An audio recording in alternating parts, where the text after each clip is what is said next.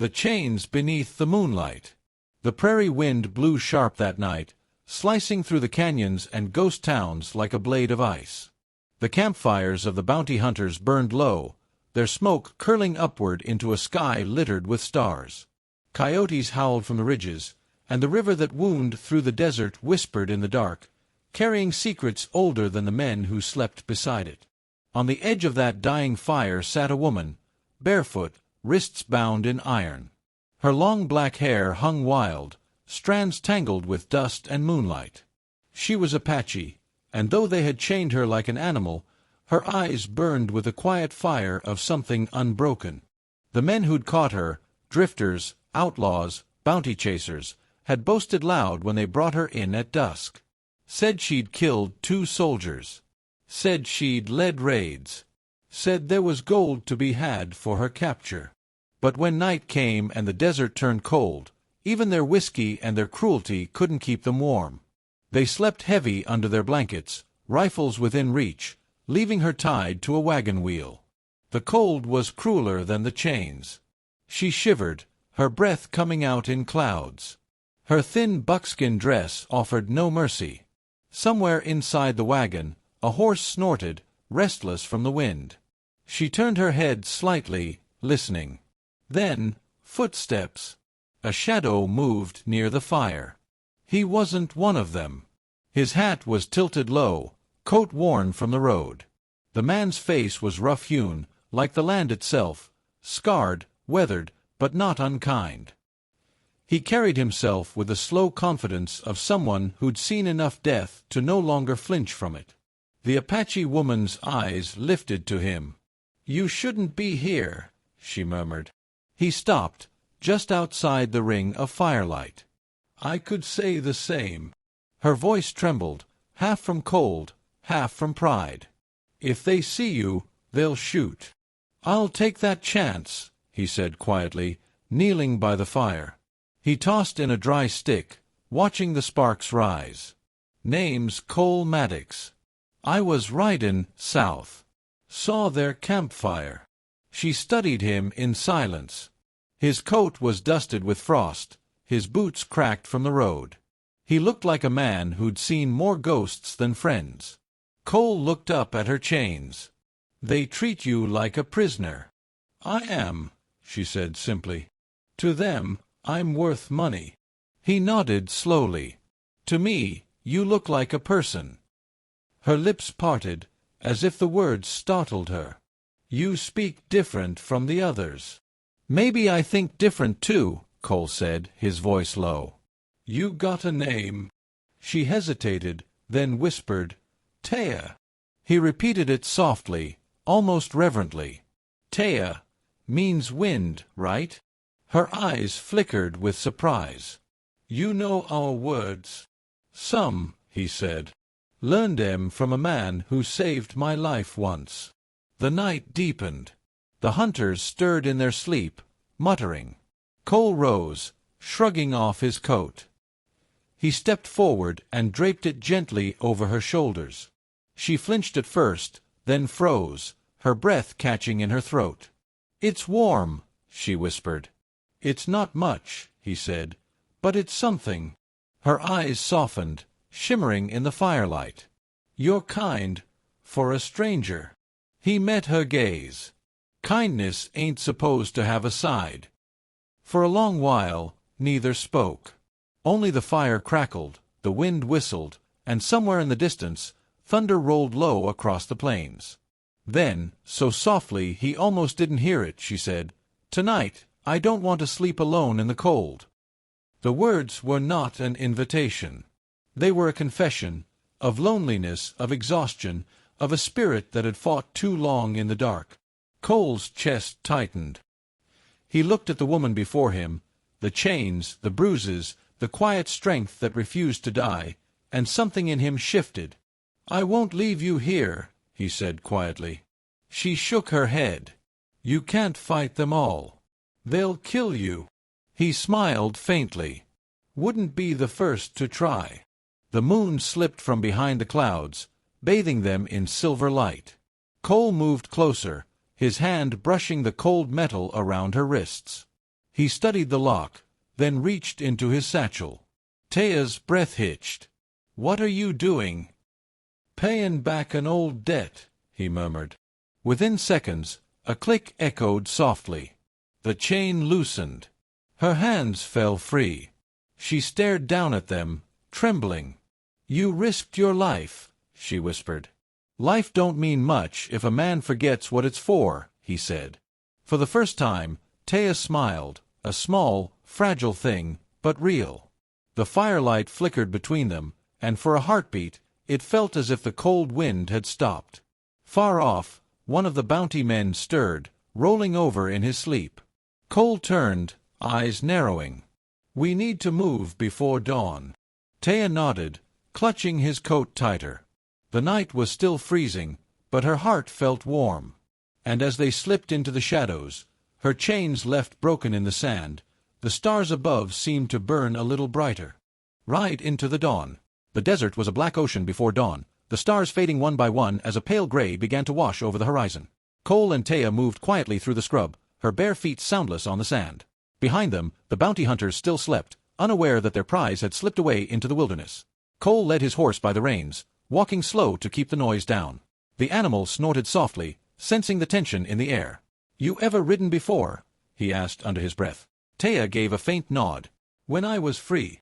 He glanced at her wrists, raw and red where the chains had bitten the skin.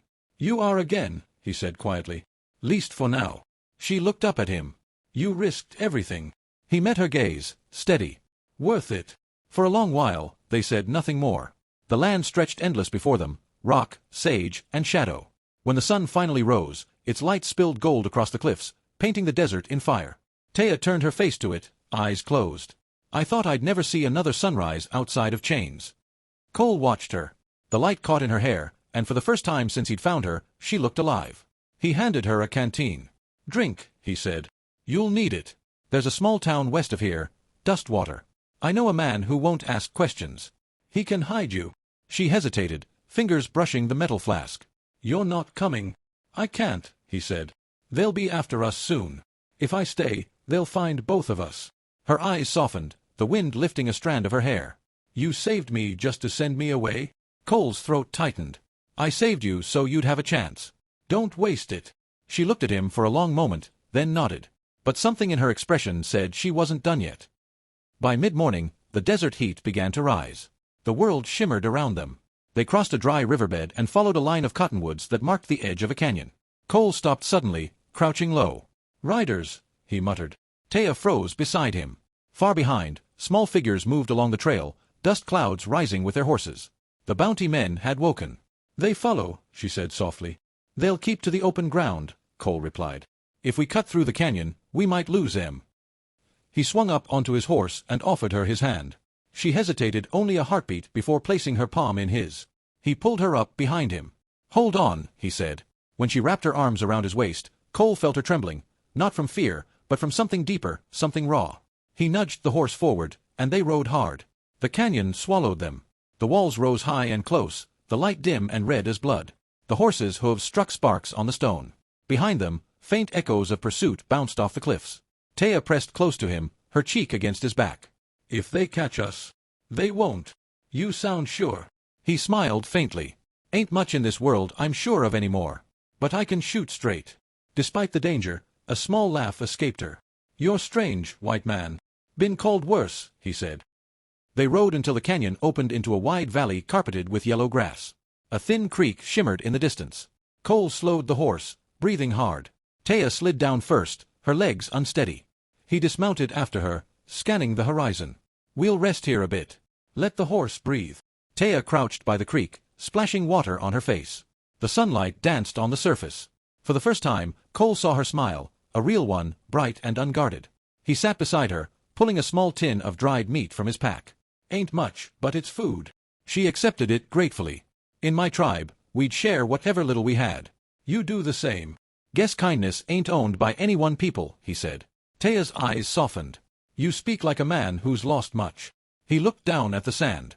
"Wife. Son. Taken by fever 2 winters ago." Silence fell. The wind sighed through the grass. "I'm sorry," she whispered. He shrugged. "Don't be. I buried them under the same tree where I asked her to marry me. Sometimes I think they're still watching the sky together. Taya looked at him differently then, not just as her rescuer, but as someone who carried his own chains. She reached out, hesitating before her fingers brushed his hand. "You have a good heart, Cole Maddox," she said softly. He gave a faint smile. "Don't know about that. Just tired of seeing the world freeze over." She tilted her head. "That's why you gave me your coat." "Maybe." Her gaze lingered on him, steady and warm. "Then tonight, you shouldn't sleep alone either." The words hung between them, soft but powerful. He turned to her, caught by the quiet strength in her voice. There was no fear in her eyes now, only trust.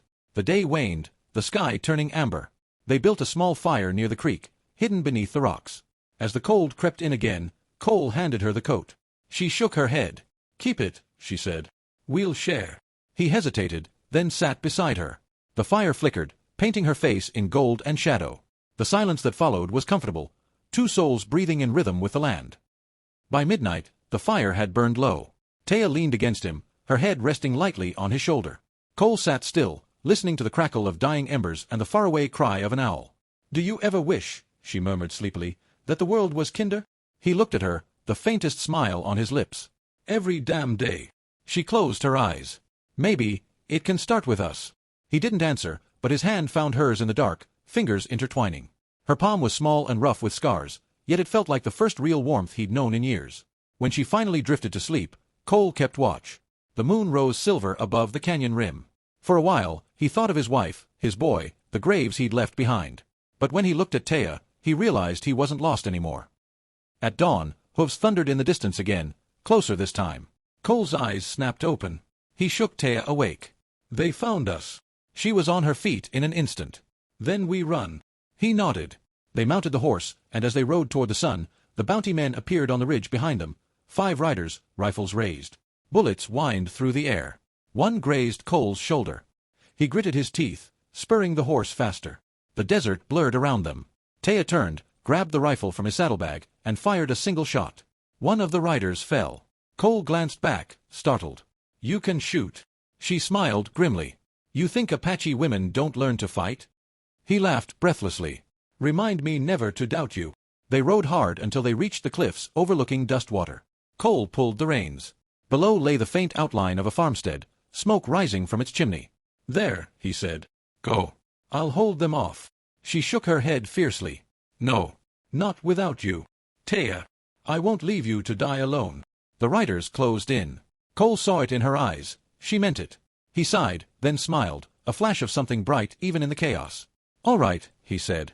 "Then we face them together." When the fight came, it was fast and brutal. The sound of gunfire echoed across the cliffs. Dust and smoke filled the air. Cole's aim was deadly, Taya's faster.